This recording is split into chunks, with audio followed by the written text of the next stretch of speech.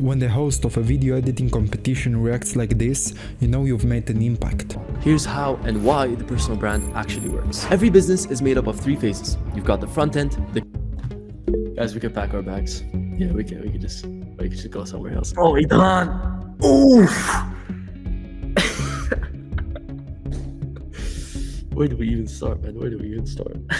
And the person who's gonna be taking the $400 cash prize is gonna be the main man, Idan. But how did I get here? How someone like me with just 5 months of video editing experience go from a beginner to winning a $700 video editing competition? Let me take you on a journey from the very beginning. It all started on November 23rd. Joseph, the creator of Ultimate Editors Community, announced the $700 video editing competition. And all we had to do is take the raw footage and turn it into something amazing. When I saw the post, I knew this was my chance to test my skills and see how I stacked against other editors. But could my 5 months of experience really impress him? Alright, let's kick things off with my personal favorite animation from this video. This part really took the entire sequence to a whole new level, and here's how it all came together. We start by adding that AI generated picture along with some text. We are going to add a cool background behind that picture. Here's a trick. Duplicate it, add a halftone effect and throw a tint onto the image. Now let's tweak the colors, making them lighter and adjust the position to get everything looking just right. For the first image, add a tint effect, adjust the colors to match the background vibe and lower the opacity to make it look smooth. Now let's create the circle, disable the stroke, change the fill color to white and boom.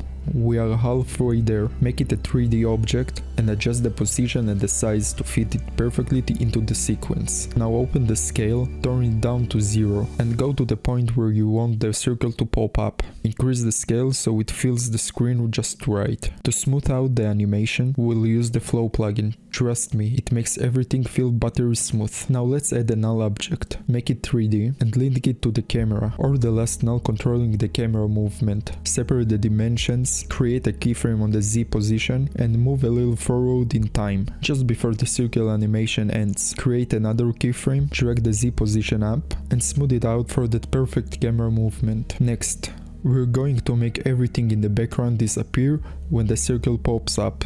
Open the opacity for everything in the background, create 2 keyframes and lower the opacity to 0 on the second keyframe. This will really help focus the viewer's attention on the circle. Now, let's add a fresh background that will appear right when the circle pops up. Create a solid, make it a 3D object and reposition it to fit the scene. Add a gradient ramp effect and change the colors to dark blue to match the color theme. To animate the opacity, create 2 keyframes, one before the circle pops up and one after. Turn down the opacity to 0 on the first keyframe and smooth it out with Flow to make it look clean. Let's move on to the text. We're going to animate it using the Text Evo plugin. Change the delay to 0.7 and set the opacity to 0. That's how you get that nice and smooth reveal. Now let's bring in the map, which will pop up in the middle of the circle. Make it a 3D object, reposition it and adjust the scale so it fits perfectly into the circle. Cut it so it appears only with the circle. Timing is everything. Let's get back to the text. Duplicate the first we have created, change the blending mode to difference to give it that unique standout effect. Animate it with Text Evo, reduce the delay to 0.5, set the direction to random and scale the opacity to 0 and adjust the Y position to 72. Duplicate the text again and do the same thing. Adjust the timing of everything so the animation come in the perfect moment. Now this part is a game changer. A pen animation? Trust me, it looks way better than it sounds. We are about to add a pen to our animation. Make it a 3D object. Adjust the position and the scale to fit it into the sequence. Change the anchor point to the bottom of the pen to make it easier to animate.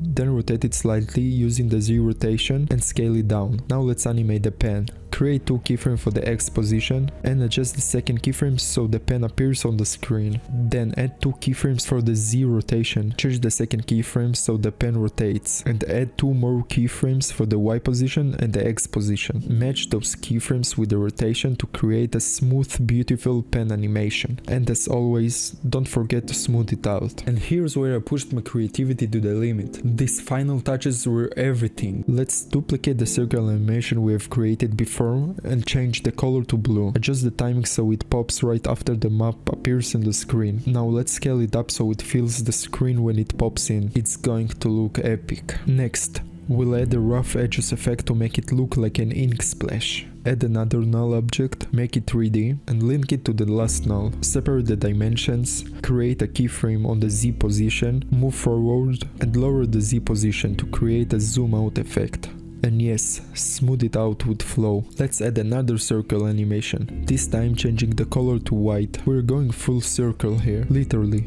Add some new text, reposition it, and animate it with, guess what, the TextEvo plugin again. I just can't help myself, the animations look way too clean with it. Let's add another circle, yep, merge circle. But these circles are what make the animation look unique and polished. Duplicate one of the previous ones, reposition it, and adjust the keyframes so it pops up exactly when you want it to. Let's add a picture of Joseph's IG profile and resize it so it fits perfectly into the circle. Duplicate the text, reposition it, change the text, and keep doing it over and over. Finally, add some movement to the circle by adding an expression to the evolution of the rough edges effect. And that's a wrap. We've just finished the first animation, and trust me, it's looking amazing. Alright, let's dive into the second animation. This is where things start getting really fun, so buckle up. First thing we're gonna do is add a null object. Yep, you know the drill by now. Create 2 keyframes on the Z position, and for the second one, we're scaling it down to give it a zoom out effect. Don't forget to smooth it out.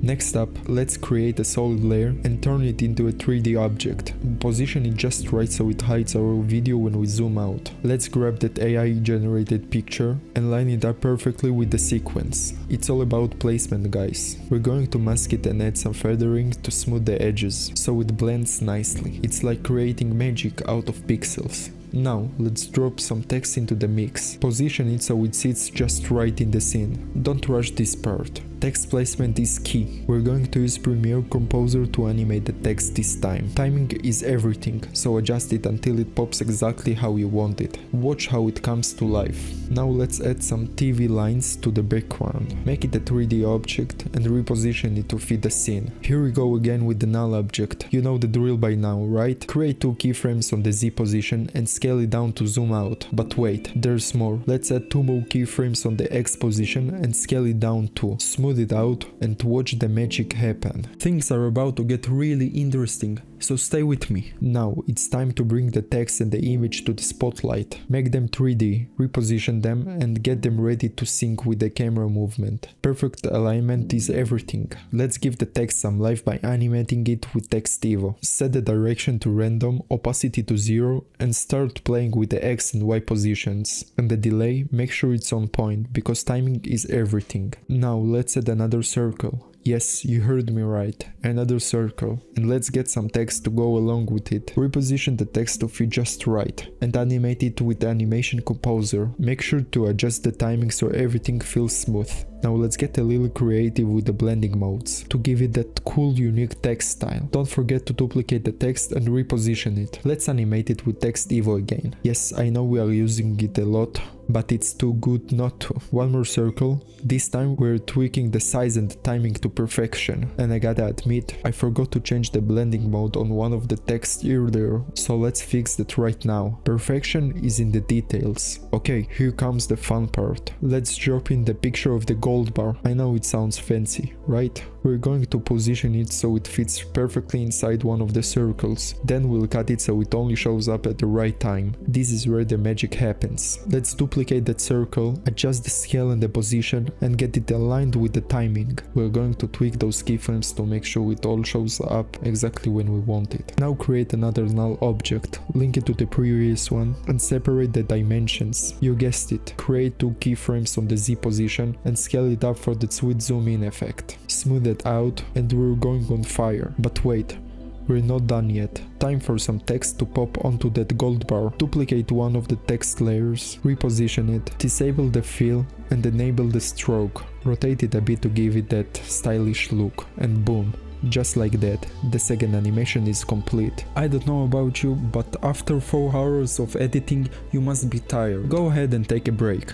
The animations deserve it, but stay tuned, because we're just getting started. Let's jump into the third animation. Things are about to get really interesting, so stay with me. First thing first, let's add the background. This sets the stage for everything that's about to come. Next, we're going to add some text, turn it into a 3D object, then reposition it so it fits perfectly into the sequence. Position is everything. Now, we're going to duplicate the text and reposition it again. Yep, we're doing this a few times to build some depth. So, duplicate the text once more and make sure each one is aligned just right. Alright, now it's time to animate the text with TextEvo. Change the delay to 0.3, set the opacity to 0 and go to the position. For each one, scale up the Y position to make it pop out. Do this for all 3 layers and watch them start to move together like a charm. Next up, we're adding some pictures of gears. Turn them into a 3D objects and reposition them where they make sense in the scene. To make them look cool, animate their Z rotation so it looks like they're spinning. It's like a little piece of machinery coming to life right in front of you. Let's create a shape layer and grab the pen tool to draw a line. Make sure the fill is disabled and the stroke is on. Smooth out those curves so everything looks neat and precise. After that, create another null and animate the camera to the top right corner. And don't forget to smooth it out. Now let's make that line look a little fancier. Go to taper options and set the start and the end lengths to 15. It will give it that elegant and luxurious look. Then add trim paths and animate it. Create 2 keyframes in the end section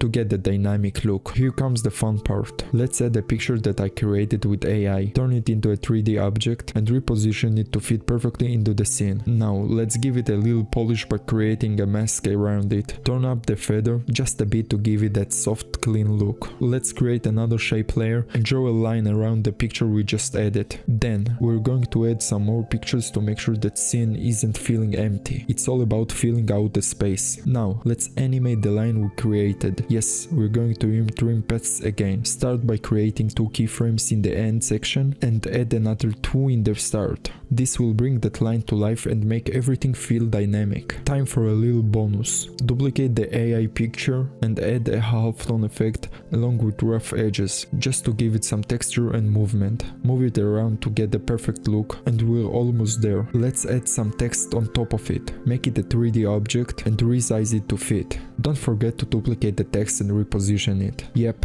you guessed it. We're going to do this one more time. Now, let's animate the text using the TextEvo again. It's like the cherry on top of the whole sequence. Alright, to wrap things up, we're adding 2 lines to the scene and creating a cross with them. Animate the lines with trim paths and then add some text on those lines. You know what's next. Animate the text using the TextEvo. We're keeping that energy up. And there you have it, guys. Those 3 animations won me the first place in the $700 video editing competition. It's been a ride, but this is where the magic happens. You've just witnessed the behind the scenes of everything, how it all came together. If you want to try out these effects, I've left the project file in the description. Download it and try the techniques you've learned in this video. And don't forget to like, comment and subscribe for more videos like that.